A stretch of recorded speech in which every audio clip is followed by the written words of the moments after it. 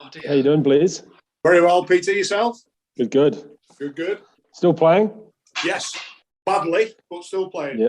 Well, there's nothing wrong with that. Got to keep going. Exactly. They'll be able to bury you under the square. Yeah. Yeah. We've already tried. Thank you to our 4 sponsors for supporting our podcast. Johnny Russell's Art Caterers and Milltown Pies, Alexander Grace Law, Jez and Lisa's Spoonful of Sweets, and SPE Furnishings. Links to their websites are available in the show notes and on our website. Don't forget to subscribe to get all the latest episodes as soon as they're released.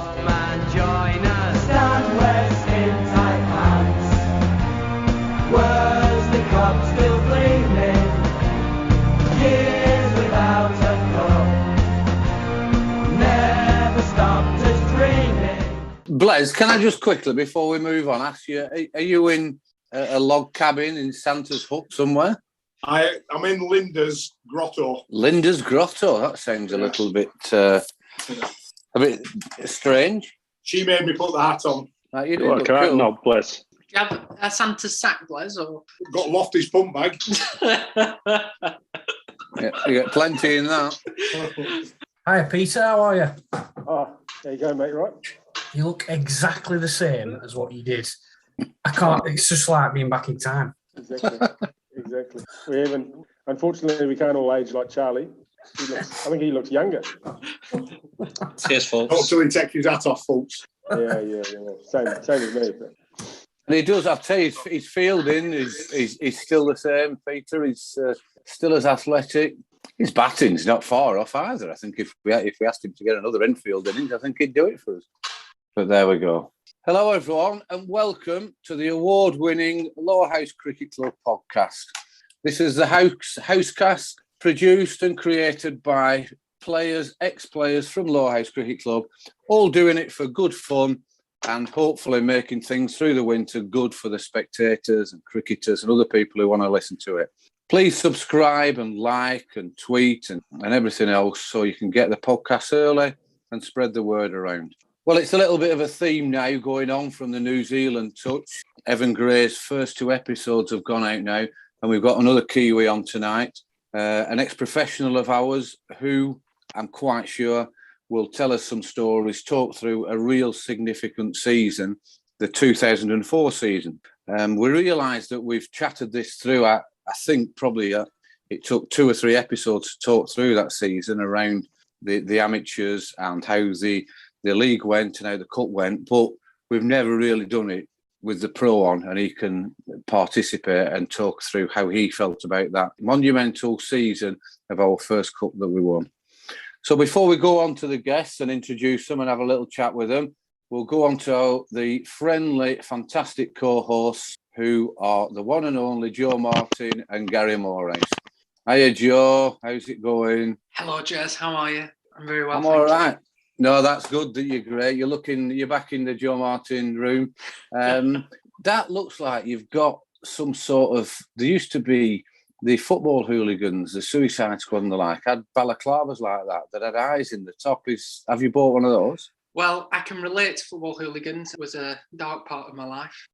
But no, they're just my glasses bobble. All right, so they come off your bobble out.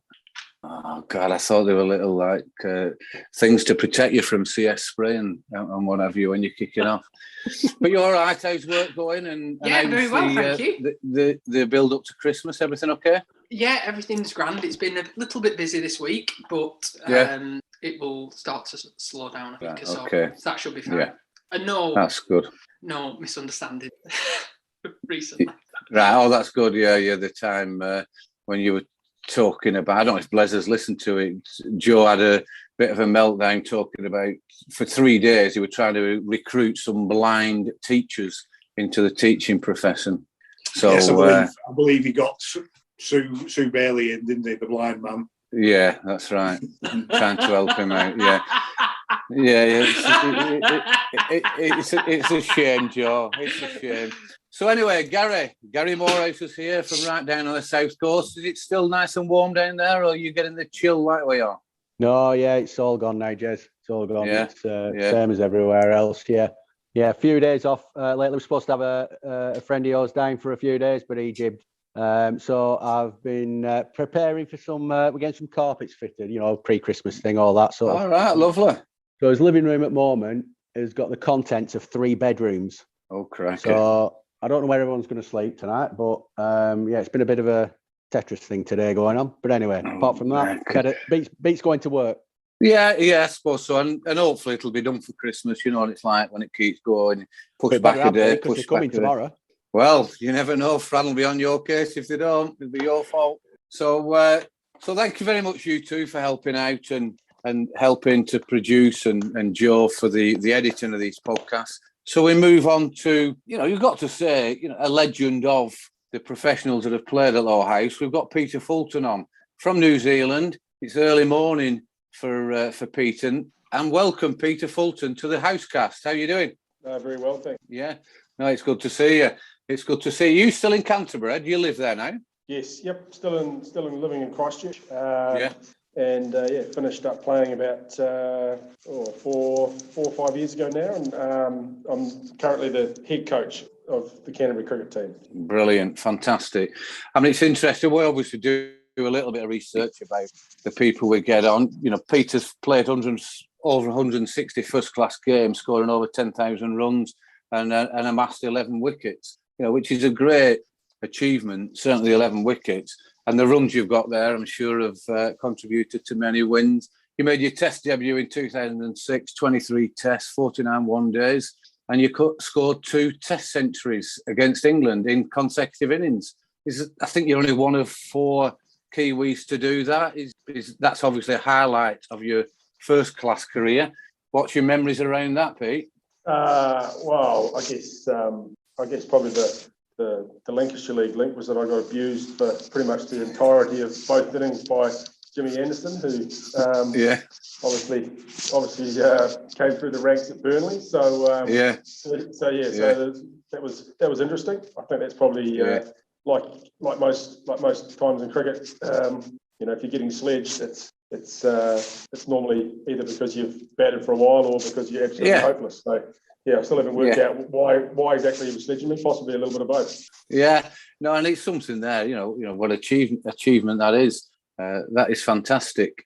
Pete, we're talking. We go through these podcasts, and the spectators, the fans, anyone else who listens to the podcast, always give us feedback that they're really interested in the history or the career of cricketers. Certainly that they know and have watched closely. What sort of age were you when you first got into cricket, first and foremost? I'm sure that was very young. But when it became apparent that you were a good player and you were likely to be able to make a living of it, how old were you then? I think probably towards the back end of, when I was at secondary school. Although in those days in New Zealand, the game wasn't really professional like it is now. It's certainly not like it is in the UK. So. I was definitely, someone who wanted to try and play first-class cricket, play for Canterbury, play for New Zealand. It perhaps wasn't the same as a young cricketer growing up in England who can sort of see the opportunities in front of them with county cricket and the like, just because it wasn't a full-time profession. So, probably end of secondary school, started to have some success and make some, some representative sides and.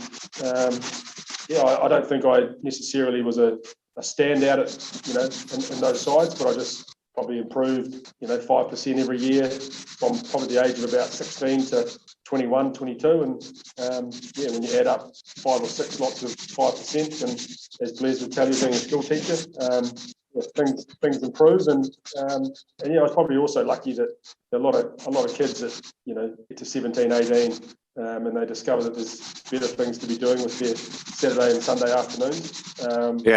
Certainly more interesting things sometimes. Absolutely. I love the game and just stuck at it, really. Yeah, I can see. So you get into that 16, 17-year-old, you're almost going to make it at that stage. So thanks for that, Peter. You've got you're 16, 17, you're coming through. As far as first class, you say, in England, it's a little bit more of a process and good players are picked up at 13, 14 and coached. So in New Zealand, when was it apparent, that you obviously you're at school, you're thinking of other occupations. When was it apparent that you could make it and make a living out of cricket? What sort of age would you say you were then? Oh, probably, I guess 2021. That would probably be the... Right. Really? Yeah. So, yeah. Like I said, it's just not quite the same, especially at that stage. Until you'd played first-class cricket, you weren't really going to make any money out of it. So it's a lot different now. But yeah, probably about 2021, I was at university, finishing my degree, and then I, finished that, and I thought, what do I want to do? Do I want to have a real job, 9 to 5, or do I want to try and play some cricket? And so yeah, it was an easy choice to try and go down that path, and yeah, luckily it sort of worked out.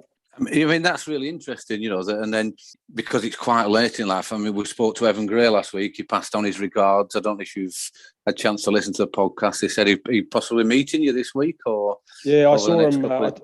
I saw him last week, actually. He must have just done the podcast. So I saw him. He's a match referee now. So I saw him at the game. So it's good to catch up with Evan. Yeah, he's a lovely fella, and we talked to him. He talked us through his early career, and then he was saying similar to yourself, but I didn't realise it would be so late before it became apparent that these cricketers, the good cricketers, could make a living out of it. So how did you manage? I'm assuming you got signed on with Canterbury very early. Is that because you've been a one state club, haven't you? You've only played for one. Yeah. So I played. Like under 19s, then I played in they call it A cricket now, but the B team. When I was 19 or 20, and then I guess I made my debut the end of 2000, and then played one game at the end of that season, and then the next season played a little bit more, and from then started to have some success, and as you say, I never really sort of born and bred in Christchurch and Canterbury, so never really had any reason to move elsewhere. And I was just happy playing here and happy to play for the one team the whole time. Fantastic! I love hearing that. I love when you play for one side. So you're making your way in first class cricket in New Zealand. What came about? I'm jumping about a little bit around test matches and around your first class. But when did it become apparent? Because you were only, what would you have been when you came to Lowerhouse? 25-ish? What would I have been? Yeah, 24, 25. 24, 25. So how did that come about? You're only 21, 22 when you're starting to make your strides in first class cricket, and then, there's an opportunity to come and play league cricket in England. How did that come about? Well, my second sort of full season with Canterbury was the year that I made 300 in a first class game, and I guess that probably in a lot of ways just got me noticed. I guess on the New Zealand scene, and made a few people sort of sit up and take notice. And I was playing for, I think the year that I came over to Lowerhouse, I played some New Zealand A cricket at the end of the season. And pretty simple really. I was just looking for an opportunity to come over and play at a club. There was 2 or 3 other guys in that A side, James Franklin, Andre Adams, who were coming over to play in the Lancashire League. I can't actually remember who. It was obviously through an agent. It was obviously through an agent who said that there was a club in the Lancashire League looking. Like I said, there was 3 or 4 other New Zealanders, that Tama Canning as well, Rob Nicholl that played that season. So I didn't know anything about it really. I just knew the Lancashire League had a good reputation and had a long history. So I thought fantastic. I probably looked it up on an encyclopedia in those days. I don't know if that's right. Yeah. We didn't have Google in New Zealand back then. I don't think so. I looked it up on an encyclopedia and saw where Burnley was and thought, that'll do. Brilliant. I mean, that's so interesting because even us as players, we don't get involved in that unless you're the captain or you're contributing quite a lot to who the pros are. So that's really interesting, that Pete. Thanks very much. I think at this point it's worth bringing in the other guests so we can start talking about when you first came over and how things went. So we've got on one of our co-hosts, but he's coming on as a guest today. I think he was vice captain at the time through that season, 2004, Joe Beneducci. How's it going, Joe? Great, thanks, Jez. Very good. Very interesting to hear Peter there. Yeah, it's good to see him. Yeah, how's winter treating you? You getting any golfing, or are you a fair weather player? No, I will play in winter, but it's been so bad that the weather's been so bad the last couple of weeks. I haven't played at all. No, not at all. Oh well, it's great to get you on, Joe, and I know you'll contribute to going through this season, particularly the cup run. The next guest we've got on, he's been on previously.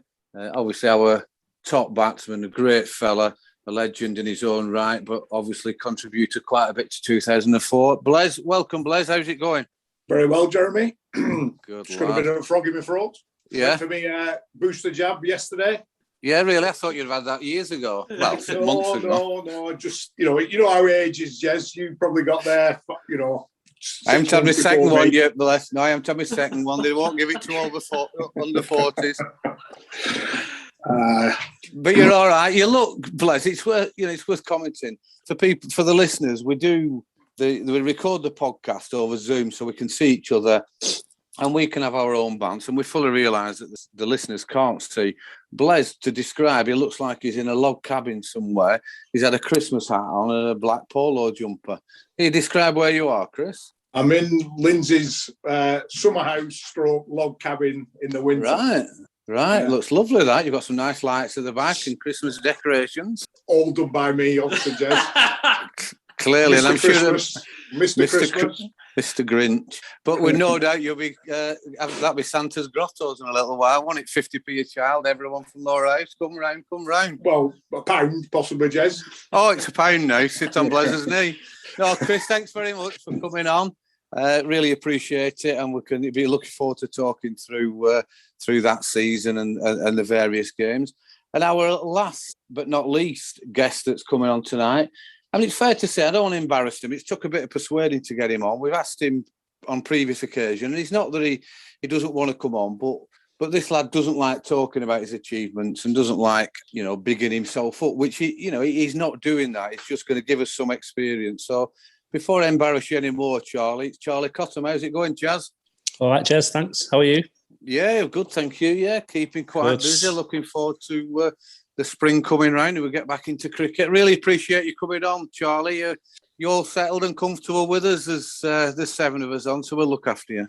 No, all good, mate. Massive fan of the show. You know that. Listen to them all, and it's good to be on, mate. Yeah, good. No, I really appreciate it.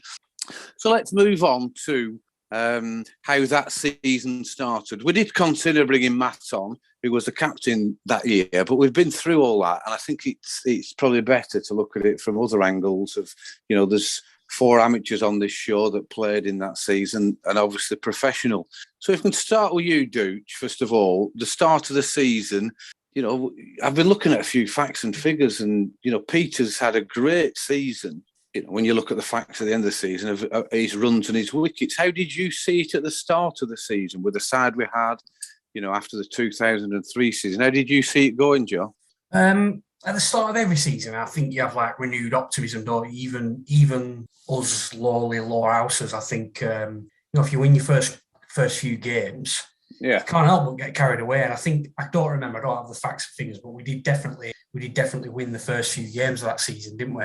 Yeah. And I think maybe 4 or 5 games in, we went to Nelson, a team that we've traditionally struggled against, and they had Cameron Cuffey, a big West Indian fast bowler, and we wiped the floor with him. And I remember coming away from that game thinking, we might have a bit of a sniff here this year. We might be in with a chance of doing something. And then obviously we lost something like 3 out of the next 5, and we were back in mid-table. But obviously, I had no idea what was going to happen with the cup run at that stage. But I do remember at the start of the season thinking that we would have a decent season because of the way we started. Yeah, I must admit. And when you think, the year before we've got Ryan, and I will bring Peter in about this because this show is about Peter and his thoughts on what happens. But to follow players like Ryan Harris, who obviously at the time wasn't the test star that he became. But the names of the pros that were in the league at the time, Peter, how did you feel about coming into the start of the season, around what our ground was like, what the players were like, what the reception you got? How were you very apprehensive, or were you quite cool about it? I think I was all right. I mean, I played a couple of years, as an overseas or as a pro. Yeah. Before. So in the first club I went to, Lytham Cricket Club, 2 or 3 years before, I think the previous pro they had was Chris Rogers, obviously. Right. Played for Australia and opened the batting, and he was obviously a really good player too. So I think I was sort of accustomed to it. I think anytime you go somewhere as a pro to a club, there's a little bit of that, because every club I've ever played at, the stories that you'll hear all about what someone else did the season before, or what someone else did 15 years ago, or whatever it might be. But yeah, I mean, I knew, as I said earlier, I didn't know a lot about the Lancashire League, but I knew that I played with Chris Harris at Canterbury for a few years, so I knew obviously the reputation that he had in the Lancashire League, and he'd filled me in a little bit about the history of the league and just the expectations, because I think I'm not sure what it's like now, but traditionally I guess the pros and the type of players that have played in the league is sort of lends itself to that's part of the reason why probably the league's got the name that it has. Yeah, and I think I'll bring Blez in a minute just to what his thoughts are on the start of the season. But it's interesting you say that. Some of the other pros that we spoke to say, I felt some pressure, and certainly because we've never won anything, and I wasn't sure I was up to this. Even Evan was saying, my batting was rubbish, and and they had such a good season that year in '82. We had a decent amateur side there when you look at it, and probably didn't realise that we had, the quality we had. And what Joe said then, we maybe should have pushed on a little bit more through the first half of the season. What were your thoughts, Blez, around, when Peter's come along? He was such a laid-back fella. He never seemed under pressure or anything. How did you see that season starting? Again, the start of the season, like I think Joe said, we competed in 2003. We knew we had the nucleus of a good side, and we'd had, 2 or 3 on paper additions that were going to strengthen the side. With Vishal, Tiffer, Finchy having his second year, so we knew that we potentially had a good chance at competing like we had done in 2003. But you still, again, as Joe said, you still don't know what's going to happen from the first game, and very soon it looked like we had the batting to really push ourselves, into the fore. As it worked out, the bowling was probably our weak side of the team, really, against good sides. But I was really encouraged by the first 3 or 4 games, and thought, it was a good chance to compete at a high level. Never really think about winning stuff. It wasn't the first thought in your mind, being a dyed-in-the-wool Lowerhouser, but we knew we could compete. Yeah, that's interesting, Chris, because you're right about the batting. The likes of Pete Maudsley and these other players that could bat at 6, 7, 8, 9 when we needed a proper batter that could come in. But also, I do remember early on, because Sid Raiz started playing for us, and I was probably at the twilight of my career. But I did like the way Peter bowled. I did like, certainly from that height. I mean, I don't think Peter rated himself enough, or would thought that it was probably better leaving it to the amateurs to do that. But I like that different style. But I hear what you say, Chris, around the batting was clearly the strength in it. Charlie, you were at, you'd had some great season. You'd scored lots of runs. You were very consistent for us. What were your thoughts around then, and how did you start in the season? Can you remember? I couldn't initially, Jez. My memory's horrendous, so I had a little look before we came on. And good. No shock. I got run out off Blez first game of the season, which is standard. Yeah. So whenever I got a few runs early doors, Blez used to run me out just to, Yeah, you haven't beaten that record, can you? That's right. But started all right. Yeah, we did well. And same as what the lad said, we had a really good side at that point, and we had built for a few years, and we were gaining confidence from the old Lowerhouse as to we were not necessarily the favourites when we were younger, but we were building the side and building players, adding players to the team, like Benbow and Finchy, and we started off really well. I only looked at the first 3 or 4 games, but it looked like Fulton started well with the bat. I was obviously keeping that year. I don't know if I kept the year before or not, but that's one thing I one thing I remember from Fulton's bowling is that obviously playing on Lowerhouse tracks, you don't take anything above the knee roll pretty much when you're keeping. Yeah. And he used to hit him in the chest quite regularly. Well, I'd have my hands cut down and the ball had hit me in the chest. Now, whether that's because I was crap at keeping or whether he got a bit of extra bounce, I'm not sure because of his height. Yeah. Yeah, I think it's the latter, that, Charlie. I'm quite sure it's because he got the extra bounce. You were never crap. I mean, that's a subject we can chat about as we go through the cup games. You did a lot of keeping through those periods. Sometimes, you would never ever whinge or moan or say, I don't want to do that because it's affecting my batting. But it must have had some sort of an impact on your batting around that period, a couple of years before, and when you always helped out and filled in when there were injuries. Do you think that's a fair comment? You think you suffered with your batting? I used to actually think, and I never looked at the stats, but whenever we used to field first, I always thought I batted better. Now, whether that's because you kind of pick up the line and how the wicket's playing a little bit, and then you go into bat afterwards, but it was tiring, to be honest. As someone who'd never done it all their life, if you're quite intense and then you come out to bat later on, I was reasonably fit at that point. So, but I'm not sure, to be honest. I actually thought it had a positive impact, Jez, on the way, especially if we fielded first. I always felt quite confident going in. You hit the ball pretty well early, which is always nice when you're batting to field when out of the middle of the bat, isn't it? So yeah, definitely. And like you said, you're picking the bounce up, as your wicket keeper. And you were, you're still a fit lad, but you were, especially fit then. But when we look at other keeper batsmen that we've had or in other clubs, then that's possibly why they suffered a little bit.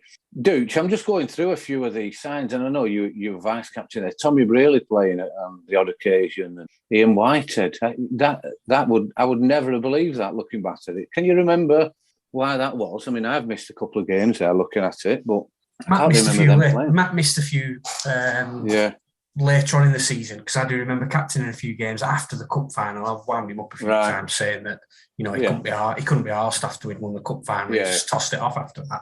Left it to you. Yeah, but I don't know who else would have missed games. Obviously, you were about 64 then, so you probably missed a few games then. Chaz, were you that fire brigade time for you, Chaz?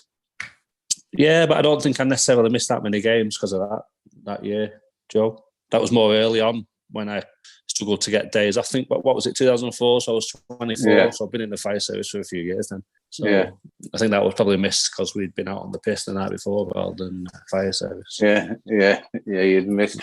It is, and then, so as the season's going on there, Fultz, have you any memories around, the build? I mean, the first round of the cup was the 9th of May. You are getting runs. You have a 90-odd there, 40-odd, a 50. And you're bowling quite. I didn't realise that you bowled as many overs as you did. Did you expect to bowl that many overs, and how did you think it went? Oh, I think when you're the pro, I think you definitely expect that you're going to have to bowl some overs. Yeah, that's your job. I mean, I never. Well, probably to be honest, after that season, I don't think I hardly ever bowled ever again because my body was in pieces. But I was never going to be at first class level. I was never going to a part time seamer. So, but I enjoyed bowling. I enjoyed bowling, and as I say, you definitely turn up when you're the overseas pro, knowing that you're going to do a lot of bowling. And I think probably in hindsight, the back end of the season, the longer the season went on, the more and more I had to bowl. And the more I bowled, I mean, there was a couple of games I remember when I bowled, 25 from 25 or whatever it was from one end, and Bimbo bowled 25 from the other end, and that's not probably that sustainable, especially if you're bowling first. Then you've got to go out and bat. So I think that probably, as far as my batting, I think that probably had an impact or took a toll as the season went on. Just the workload and having to do that much bowling. But I certainly enjoyed it, and I remember, especially early on in the season, probably when the wickets were a little bit more seamer friendly. Like I said, I took a few wickets, and I think I got a few in the first cup game against Burnley. It was a good experience. I think having that game early on in the season was good because it sort of opened my eyes to the rivalry, I suppose, between Burnley and Lowerhouse, and seeing how much especially the guys like yourself and Matt and Blez and Joe and Charlie, how much they were up for, for a game like that. Yeah, it definitely is. We that rivalry and the battles we had previously, that they've probably had the upper hand of. That's interesting you say about the bowling side of it, Peter, because that's gone that now. Bowling 25 overs, and really, really for the right reason. Of how many they can bowl, but it does affect the batting, and it does, stop. It stops the younger bowlers coming through and bowling more. That year I don't know when it started. I don't know if Blez can help out. It was 10 overs maximum in the cup. Had that been round a while? Does anyone remember? Yeah, I think it's certainly been 4 or 5 years before that, hasn't it? Yeah, I think you can, remember that the cup had been changed to 10 overs per bowler. Yeah. So we go into change the league rule. Sorry, Jess. When do you think they changed the league rule, Blez? To the whatever it was, 17. It started, didn't it? It started at 17, yeah. 17. 2008, maybe 2009, so around that time. Yeah, because it was crap, wasn't it? It was crap before. Yeah, it's definitely for the better. It really is. Do you think it was 2009 when they changed the number of overs you can bowl? Yeah. I think it was later. I think it was about 2000. Do you think France will bowl 25 overs? He keeps telling us it definitely did, because when we played Werner, so I think it was 2014, because Kaiser Abbas used to bowl 25 for Todd. Yeah. And Werner at Enfield used to bowl 25 as well. Yeah. Right. I mean, it is. I think we all agree that it is for the better. Whether you're a batter or a bowler, I think all around it, it's better for cricket. Certainly local cricket like that. Joe Martin, have you anything to that you want to talk about before we go into that first game event against Burnley? How old were you then, Joe? 2004. I was 3'4". I was. Well, that's my current height. I was 10. Right. 10 years old. Yeah. Because there's pictures of you selling the CD in the ground. Yeah, with you and me Johnny. and Johnny. Yeah, it was. Me, Johnny, and Mark. Yeah. If I'm being very honest, I can't remember a lot from that age. I watched the Worsley Cup video a lot. Yeah. From 2004.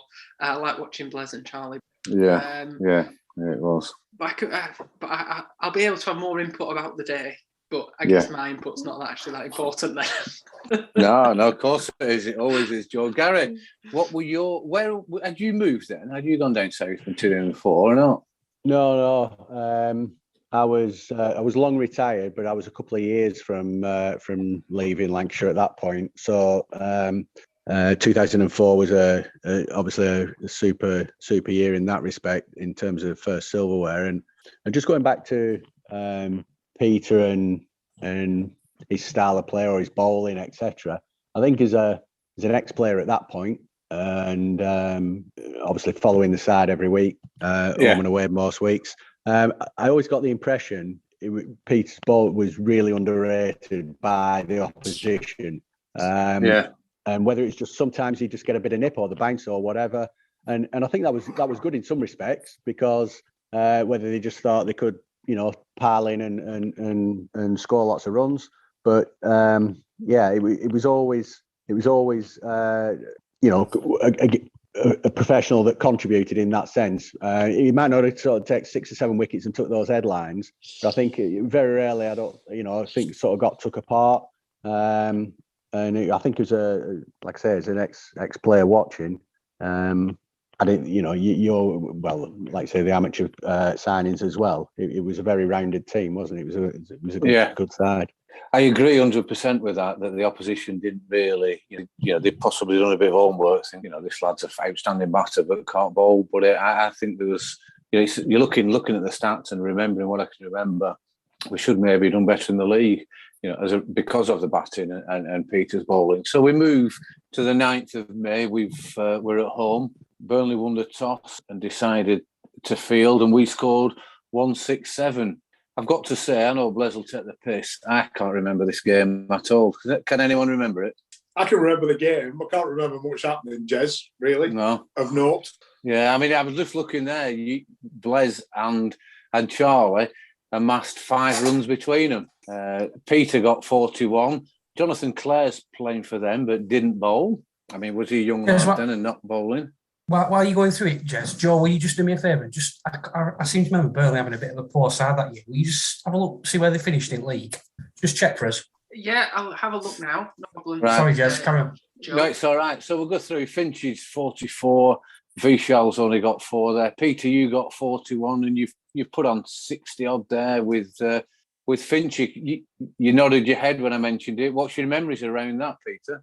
I remember, and I think I've heard you guys talk about this, but I remember Matt. Did Matt have a run-in with Johnny Clare about something?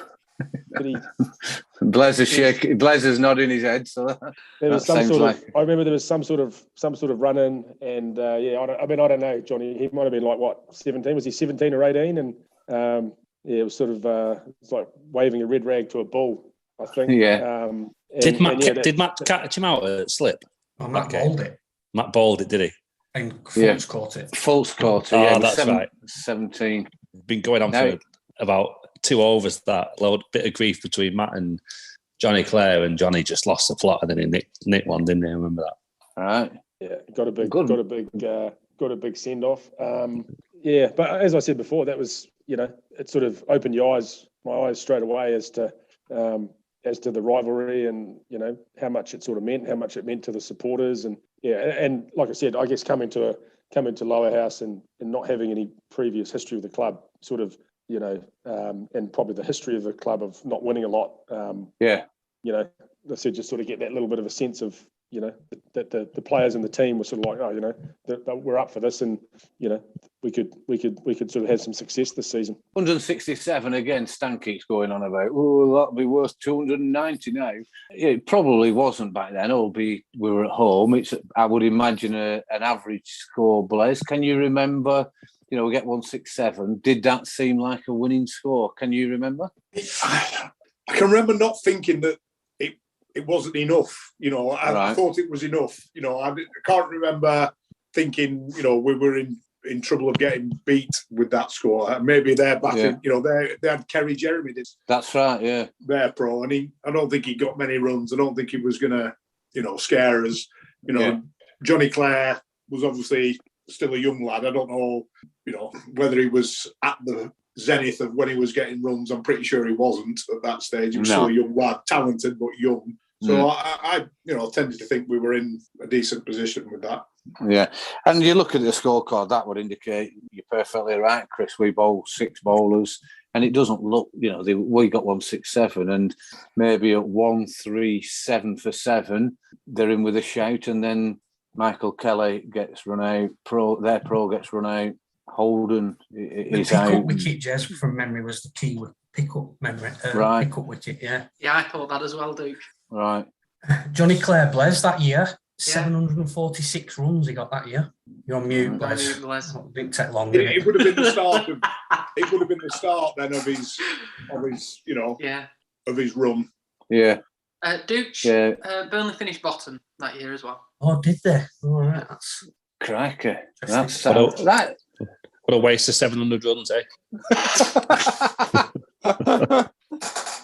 Well, that's interesting. That you look, you always think that looking at the side, but that side didn't look too strong there. So then we move on and we get through to June, May. We're still not pulling trees up as far as going to win that league, but we get through to June, early June, and we're playing Colne again. It's a home draw. Is this? Anyone jump out and give us some memories around that game? I do remember Charlie taking a worldie behind the stumps. Did he catch their pro out down the leg side off Tiffer? It was a worldie, wasn't it? Because he had his eyes closed. Yeah. I don't know who was more shocked. Was that Andre Adams? Yes. Yeah. Straight in that. 5 victims that day, Chaz. Yeah. 5 catches. Yeah. Well, brilliant. Standard. Go on, Jess, sorry. No, go on, Charlie. Go on, crack on. No, I was just going to say I had really grippy gloves. They were grippy. that catch, I literally did have my eyes closed because I wasn't too bad stood back because as we've just discussed, I've not done it a lot wicket keeping, but stood up to people like Finchy and Tifu. Did have a few variations to be fair. As soon as they threw one down the leg side, pretty much four byes to be honest. Yeah. And I heard a little nick and I just felt it in my gloves. Looked down, and I was as shocked as he was when it was stuck in my gloves. Yeah, Hey, that is a great victory there, Charlie. You're the first 4 victims, or your batters 1 to 4. Fultz 8 overs, 28 for 1. Finch's, obviously bowled well, 10 overs, 34 for 3. Can you remember this game, Fultz? You got a few runs as well. Yeah, I can remember it because Andre Adams was their pro, and obviously had played against him in New Zealand and sort of knew him. So I guess when you're playing against playing against another pro that you want to make sure that when you're having a beer at the end of the game that you've sort of got one up on them. So I remember that game, and Andre Adams was he was a real competitor. Like he was. He'd sledge his grandmother if he was bowling to her. So I remember that catch actually. I think from memory he walked. I think he walked. Right. So it was a massive nick, big deviation to be honest. Yeah, I think when you're the pro, you still stand there because you just never know. The umpire might get a bit. Yeah, it must have moved this far. Shot by his New Zealand helmet or something, and you might get away with one. So but I remember the game and. Did they have? I think from memory, was there someone playing for them that used to play for Lowerhouse? Is that right? Was there? Because there was a bit of same again. There was a bit of. I remember. It always seems to be Matt, but I remember Matt was like, he was pretty vocal in the lead up to the game about what we were going to do to someone who used to play for the team and. So they're opening back. Kazim Ali, a great cricketer, played in Ribblesdale League, the lower league than us, and then one of our ex-players. I mean, this is how I remember the story. I'm sure Blez will put me right. But he said that he's capable of playing the Lancashire League and playing well. He came to play for us and was clearly a great cricketer. But then for some reason just lost the plot a little bit playing for us, and then became a bit of a journeyman. I think he was at Colne for 2 or 3 years, Blez, or certainly got. It might not have been this season. Joe will look at the stats, but he got in one of the 2 seasons he was Colne. He got 500 runs and 50 wickets. Right. But when he was playing for us, his bowling had started as one of his stronger features, and then had gone a little bit and was throwing it all over. Really, he ended up being a very, very solid batsman for Burnley. For Burnley, he did. Yeah, and not bowling. Because he was only young when he came to us, weren't he? And I remember I gave him some stick. I don't know if it was that game because we were so disappointed. We'd done everything we could to get him in, and then just walked away. Well, that infamous game, weren't there, where a professional is bowling an Aussie, I think, and the Australian pro stopped the game and asked the umpire, are these no balls or wides that he was bowling? Because he didn't know whether to try and smash him into Lowerhouse Lane or just let him go for 4 wides. But we had Ryan in 2003 when Q was with us, wasn't he? And he bowled a lot. Yeah. And then towards the end, when Ryan had gone home injured, we ended up with a series of sub-pros who ended up being off-spinners. At Lowerhouse, it's pretty difficult, as Paddy's finds, to bowl from the park end, bowling off-spin against pros. So towards the end of the season, Matt didn't bowl him quite as much because of that sort of reason. And, he took a little bit of umbrage at it, I think. Yeah, I think he did. Yeah, but Selavi's doing a great job now over in Dubai, working for the ICC. So good on him, and good luck to him. But you look at that again; it's comprehensive victories. This lads, the 197 for 9 them, and we've knocked them off with over 8 overs to go. 78 for Fultz, 25 and 30 for Finchy and Vishal, put it on 40. Fultz was then put 30 odd on with one of them 2, and then put 50 odd on with the other. You only got 2, Blez, again. Yeah, well, there's good things and bad things about that. At least Connie didn't get me out.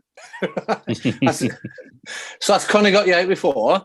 Well, Fultz is partly responsible for this tale going viral, really, because we have finished with that game, but we played them the day after. If you look at the scores, Was it the day after? We played them the day after. That's what it says on the things, and we were 46 all out.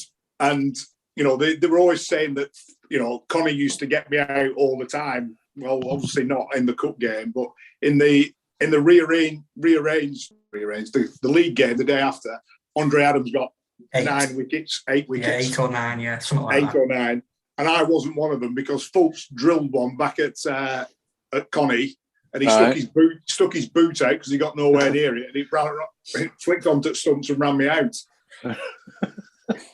yeah, good old Connie. So you've got Charlie, you got 43. That's a building up to what was going to happen later on in the season. Can you remember them getting them runs? 43 and 5 victims is just a shame you didn't get that extra 7. I'm not sure how many stumpers have got that in the league. No, I actually thought I got 50 that day, Jess. Right. I thought I got 50 and 5 for the because I was on Radio Lancashire later on that night. They sat outside. I don't know who was doing the interviewing, but I was sat outside the old changing rooms, being interviewed by Radio Lancashire. Right. And I just remember walking back in the clubhouse, and I just got a barrage of abuse because they'd all been listening to it, and I'd just been like throwing a lot of cliches in, I believe. But so I actually thought I got 50 that day, but I remember the keeping. I remember the Andre Adams catch because it was obviously a big wicket for us, and everyone was really shocked that I took a leg side catch. And I don't remember batting, to be honest. No. Right. I mean, it could be that cracking Nigel Stockley does such a fantastic job on the website, but there are the odd glitch sometimes. Solved it, Jess. I solved it. I just wonder whether Joe Beneducci could get in touch with Nigel and just clarify if that's right. He just texted me. He heard it. He's just texted me.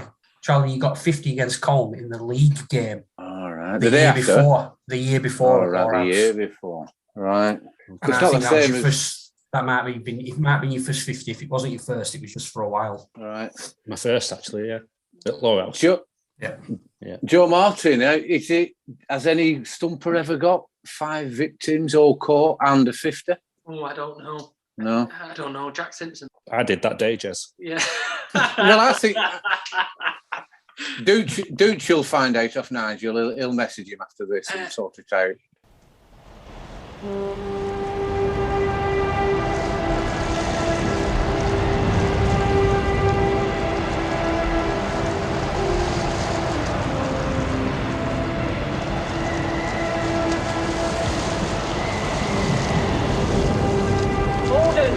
Gordon, send more house to save the house.